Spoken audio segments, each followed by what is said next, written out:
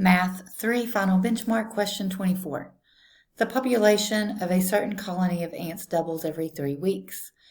If the initial population of the colony is 315 ants, which equation can be used to find the amount of time, W in weeks, it takes for the population to reach 1,000 ants?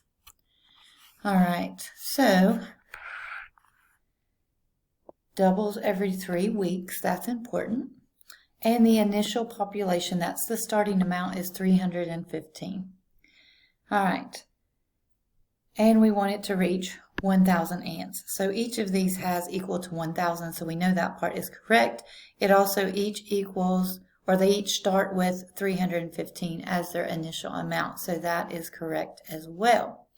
All right, we know that it doubles every 3 weeks. Both of these have a 2, so we can eliminate those quickly and then figure out which one we need, A or B. All right, so W divided by 3 and 3 times W. So this says doubles every 3 weeks, so that's going to be divided by 3. If it were 3 times W, this would say 3 times per week.